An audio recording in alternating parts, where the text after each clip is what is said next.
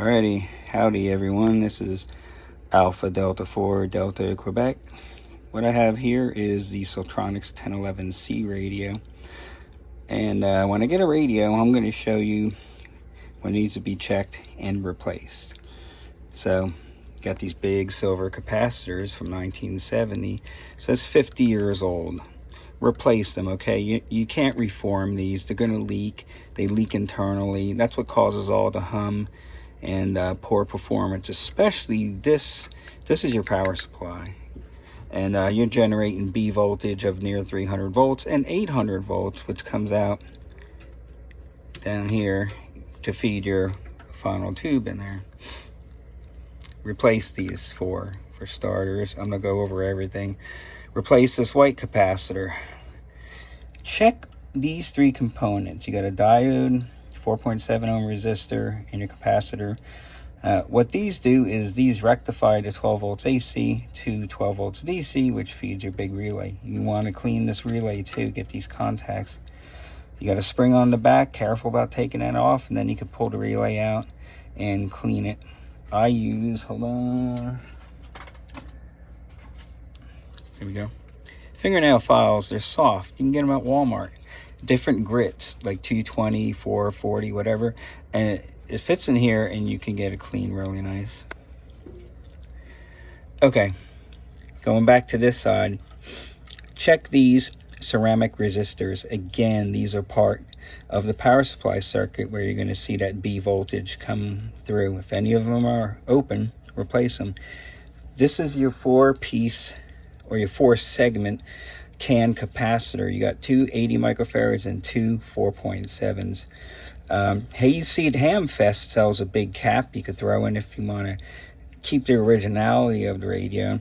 I use 4 separate capacitors, especially on my radios. I'm not paying $50 for that one cap when I can just use 4 separate ones.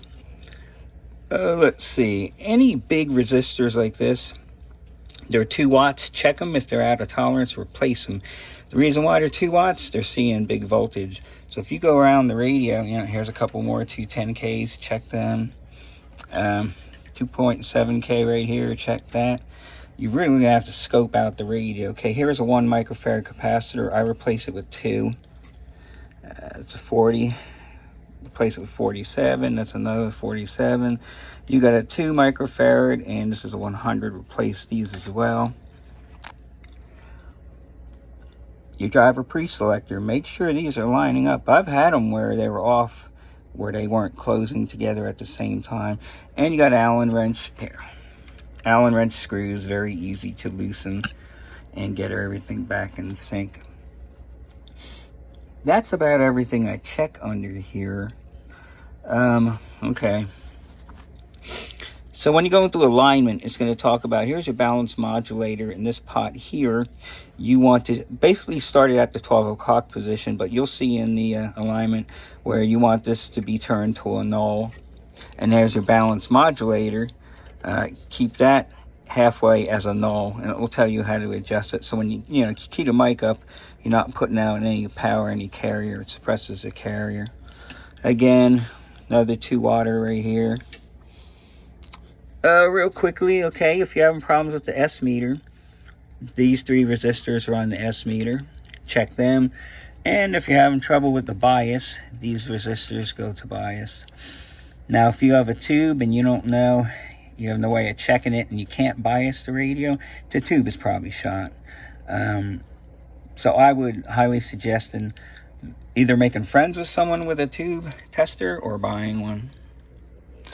Okay, so I'm going to start working on this radio now. Got some capacitors ready to roll. I'll probably finish it tomorrow and do another video. All right, I'll talk to you later. 84 DQ, I'm out.